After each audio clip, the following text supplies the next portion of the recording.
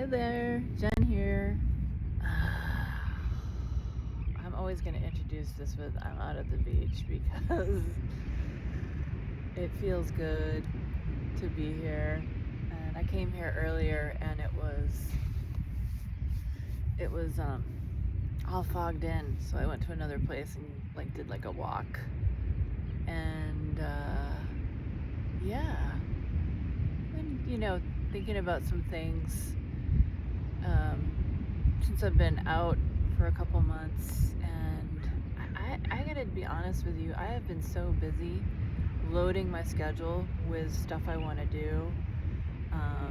This YouTube channel has been super fun, and I love hearing from everybody on it.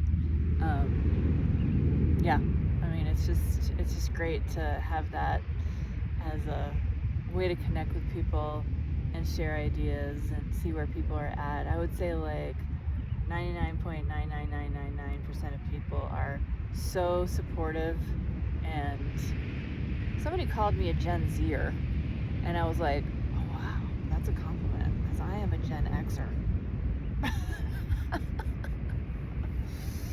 Anyway, I just wanted to share some more thoughts about, how I'm changing and organizing myself in my creative process, I would say, because one of my biggest goals is to develop my artistic abilities. And it's definitely a journey, but the journey itself is so rewarding. I think I want to kind of put that out to people who are considering doing that. I saw a video today, because of course I'm watching other people on their journey as well and seeing what works for them. And the guy was a writer, and he was talking about how he was somewhat successful, but then it was up and down, this, that, and the other. And then he ended up getting a job, and the comfort of that and everything, but how it took up all the creative space in his brain, so that he didn't feel like he had the ability to be creative in his own work. I can totally relate to that. I think that it doesn't have to happen, but it can happen by default if you're not careful at work, right? It can happen by default if you're sharing every single part of you and not having boundaries with people. I think it's really important to be organized and understand how much you want to give to a company versus how much you want to give to your own life. And that got me thinking about, because when I was in my career, definitely my job was my main focus, but I tried to make it creative, and that's actually what made it satisfying. That and just working with people that I really believed in. Towards the end there, though, we had so many reorgs that it was just starting over from scratch with new people, and I think that's where I lost my energy with it, because it was starting over after a decade of investing with certain people there. And so it's all good, I mean, it was time, and I was not really willing to let go because of the people. And so it's sort of sometimes these things are blessings in disguise. I had been developing my outside life so much proactively through just getting involved in different things, and choosing to focus on how the business of my life versus the business of my career. So I think that's really interesting, right?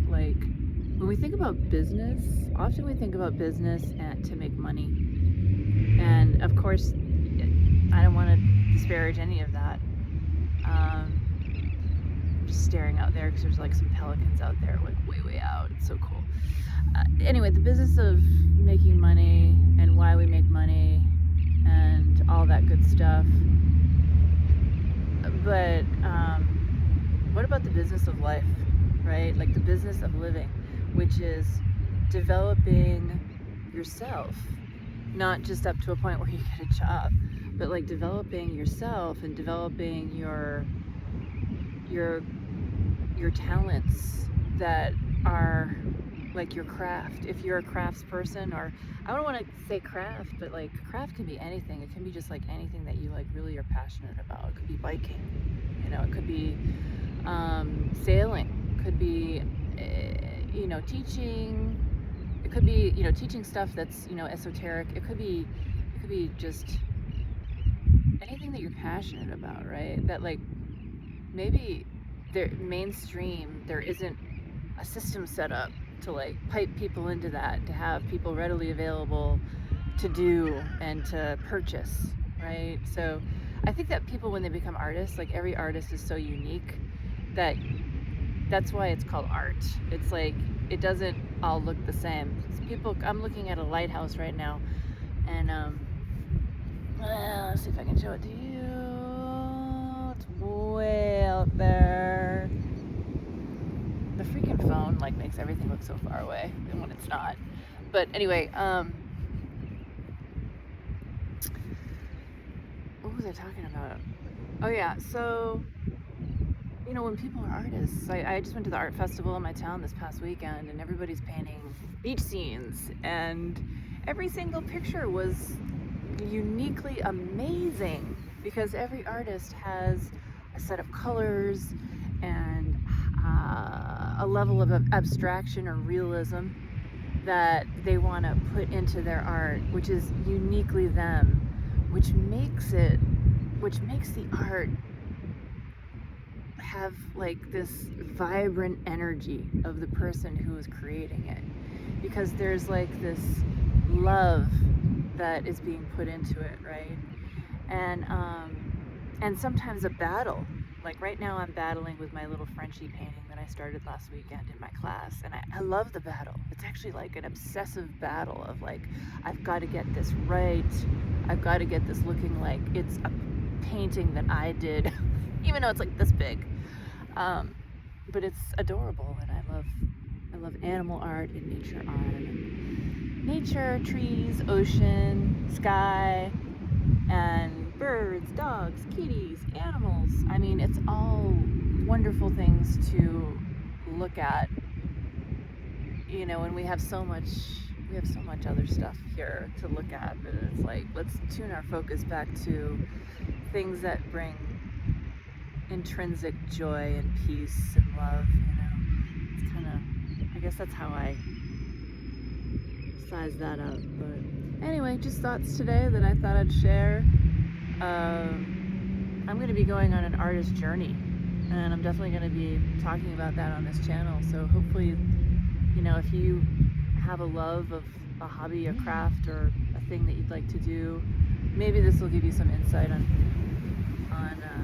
how that can unfold, whether or not you're in a career or in a business and doing this on the side, or deciding to do it more full time. Anyway, thanks for being here, and I love you, and I'll see you next time.